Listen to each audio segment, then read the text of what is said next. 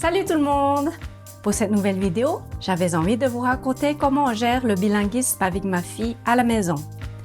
Dans ma première vidéo sur le bilinguisme, je vous avais promis de vous dire comment ça se passe concrètement chez nous, alors c'est parti! L'histoire commence dès la naissance de ma fille. J'ai décidé de ne lui parler qu'en français. C'est ma langue maternelle et je tenais vraiment à ce qu'elle l'intègre naturellement. Son papa, lui, c'est le coréen qui lui parlait. Juste après sa naissance, le Covid est arrivé. Franchement, moralement, c'était très difficile pour moi de ne pas sortir, de ne pas voir du monde. En Corée, ils disent de ne pas sortir avec les nouveau-nés avant leurs 100 jours, mais avec Covid, les jours se sont transformés en presque 2 ans. Et pendant cette période, je ne voulais pas que ma fille soit hospitalisée pour un SDR ou un RSV, car ça fait juste peur de voir à quel point le personnel médical ne respecte pas les règles d'hygiène hospitalière et le risque d'attraper une maladie nosocomiale est donc réellement présent. J'avais donc 2 choix. Soit je m'apitoyais sur mon sort, soit je profitais de ce temps avec ma fille. J'ai choisi la deuxième option. J'ai décidé de passer du bon temps avec elle, de jouer avec elle et d'inventer des jeux et de chanter en français à tue-tête avec elle. Et avec le recul, ce temps passé ensemble nous a vraiment permis de nous comprendre en profondeur et de tisser des liens très très forts. À 2 ans, elle parlait bien en français, mais le coréen, c'était pas ça. Elle comprenait tout ce que son père lui disait, mais impossible de le dire elle-même. Franchement, elle a passé des moments de frustration où elle voulait parler coréen et elle ne pouvait pas. Ça me fondait le cœur, mais je savais que cette tendance allait s'inverser une fois qu'elle aurait commencé la crèche. Et le grand changement est arrivé quand elle a eu 2 ans et demi. Elle a eu envie d'aller à la crèche. C'est là qu'elle a vraiment appris le coréen et a commencé à échanger avec son papa dans cette langue. Au début, elle n'y allait qu'une demi-journée parce qu'elle refusait de faire la sieste là-bas. Du coup, je la récupérais après le dîner et elle faisait les siestes à la maison. Mais vers 3 ans et demi, fini la sieste. Elle a donc passé ses journées entières à la crèche.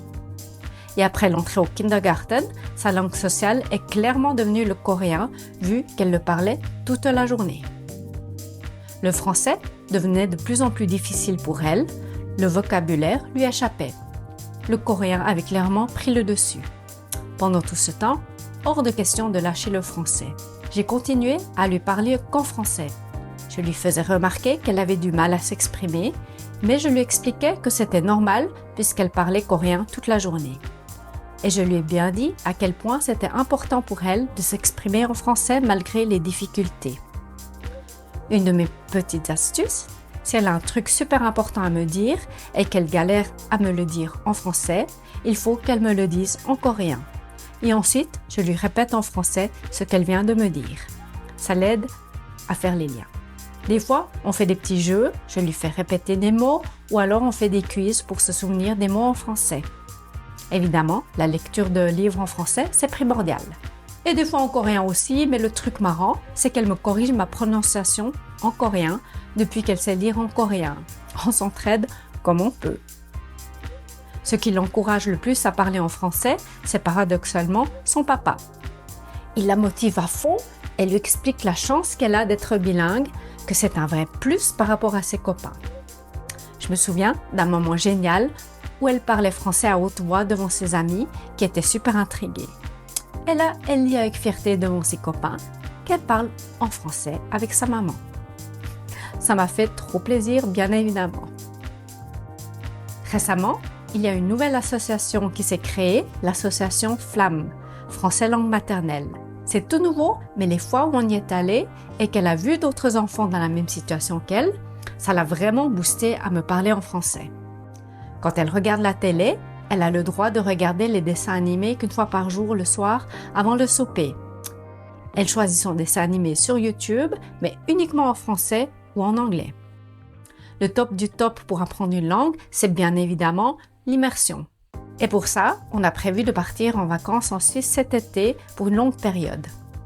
Je voudrais profiter de nos vacances en Suisse pour qu'elle apprenne la lecture et l'écriture en français. J'ai déjà commencé quelques lettres avec elle, mais bon, mes talents d'enseignante sont un peu limités. Le rôle de maman, c'est déjà pas mal, pas besoin d'ajouter celui de prof. À chacun son métier, comme on dit. Pour maintenir une langue maternelle, je pense que le secret, c'est vraiment de créer un environnement où l'enfant peut s'exprimer dans cette langue. Et c'est un effort des deux parents super important. Un enfant ne va pas parler une langue juste parce qu'on lui dit de le faire. Franchement, ça n'a pas marché avec moi quand j'étais enfant. C'est un effort de toute la famille, un vrai travail d'équipe. Nous ne sommes qu'au début de cette aventure et seul l'avenir nous dira si nous avons bien travaillé ou pas. Et vous alors? Comment se passe le bilinguisme chez vous? Partagez vos histoires et vos astuces en commentaire, ça m'intéresse.